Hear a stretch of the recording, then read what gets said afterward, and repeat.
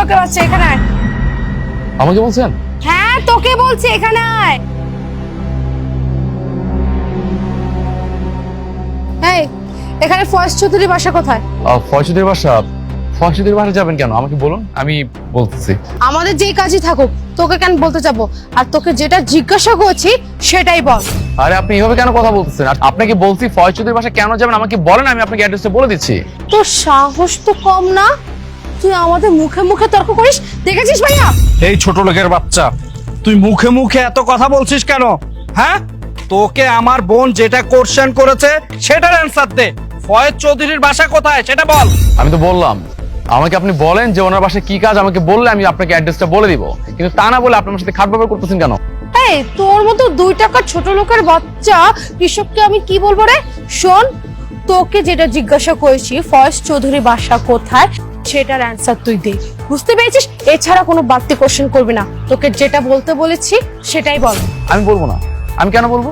আপনাদের প্রয়োজন আপনারা খুঁজে নেন না। আর আমি কি আসছি আপনাকে বলতে, আমাকে ক্ষেত থেকে উঠায় নিয়ে আসছেন জিজ্ঞেস করতে যে ফয়সুদের বাসা কোথায়?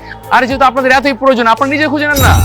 এই ফকিন্নির বাচ্চা, তোকে এতক্ষণ আমি কিচ্ছু বলি নাই। আমি কে তুই জানিস? আমি তোর কি করতে পারি? আপনি কে সেটা চেনার বা জানার কোনো ইন্টেনশন আমার নাই, ঠিক আছে? আমার ঠেকা পড়ে না, আপনাকে ফয়সুদের বাসা দেখায় দিব। আপনি চরম লেভেলে বেয়াদবি করতেছেন আপনারা দুজন মিলে। আপনাদের যেটা বলছি সেটা শুনুন, আপনাদের প্রয়োজন আপনারা নিজেরা খুঁজে নেন, যান। ছোট লোকের বাচ্চা, ফকিন্নির বাচ্চা, তোর এত বড় সাহস, তুই আমার ভাইয়ের মুখে মুখে তর্ক করিস? তোকে তো আমি বাস ম্যাডাম বাস, এই দুঃসাহসটা একদম করবেন না। আমি আপনার কেনা গোলাম না যে আপনি চাইলে আমাকে হাত তুলতে পারবেন। আপনার এত বড় সাহস যে আপনি। ভাইয়া, আমি তোমাকে কতক্ষণ ধরে খুঁজছি। মেহমান তো। আরে আবির ভাই, অদিতি আপু, তোমরা কখন আসলে? আরে শিমলা, তুমি এই ছোট লোকের বাচ্চাটাকে ভাইয়া কেন বলতেছো? একে তোমার বাসায় কাজের লোক নাকি?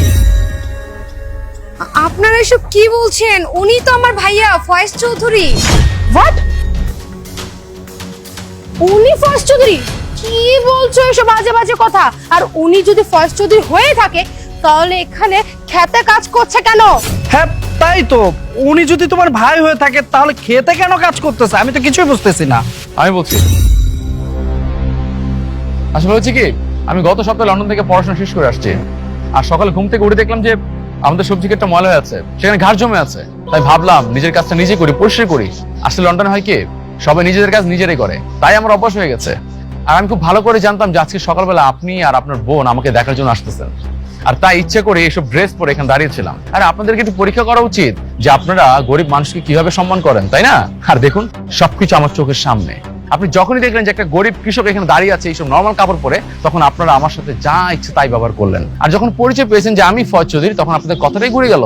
আসলে জানেন, আমি না ভাবছিলাম যে যাকে বিয়ে করব, যাদের সাথে সম্পর্ক করব, তারা আসলে মানুষটা কেমন, তারা কি মানুষকে মানুষ মনে করে নাকি তুচ্ছতাচ্ছল্য করে, তারা গরিব মানুষকে কেমন সম্মান দেয় আর বড় লোকদের কেমন সম্মান দেয়, এই সবকিছু জানার জন্যই আজকে আমি নাটকটা সাজিয়েছি। আর দেখুন, প্রমাণ সবকিছু আমার সামনে। আপনারা আসলে মানুষকে মানুষই মনে করেন না, মানুষকে বিচার করেন তাদের টাকা পয়সা আর পজিশন দেখে। যাক, ভালো হয়েছে বিয়ের আগে আপনাদের আসল চেহারা আমার সামনে চলে আসছে। আরে না জেনে শুনে যদি বিয়ে করে ফেলতাম না, সারা জীবন আমার ফস্তা হতো। যাই হোক, আপনারা যে রাস্তা দিয়ে আসছেন সেই রাস্তায় সোজা বাসা চলে যান। আপনাদের সাথে কোনো সম্পর্ক করার বিন্দু পরিমাণ ইচ্ছা আমার নাই। আমি আপনার বোনকে রিজেক্ট করলাম। দেখেন, আমি বলি কি, যেহেতু আমাদের মধ্যে একটা মিস আন্ডারস্ট্যান্ডিং হয়েছে, আর তাছাড়া আমি আর আমার ভাই একদম বুঝতে পারিনি যে আপনি ফয়েজ চৌধুরী, আমাদের প্লিজ ক্ষমা করে দেন। দেখো ফয়েজ ভাইয়া, আসলে আমরা না একটা ভুল করে ফেলেছি। আমরা যদি জানতাম তুমি ফয়েজ চৌধুরী, তাহলে তোমার সাথে এই কাজটা কখনো করতাম না। প্লিজ আমার বোনটাকে তুমি বিয়ে করো, তুমি রিজেক্ট করো না ওকে।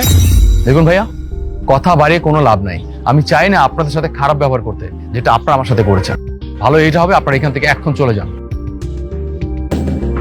প্লিজ।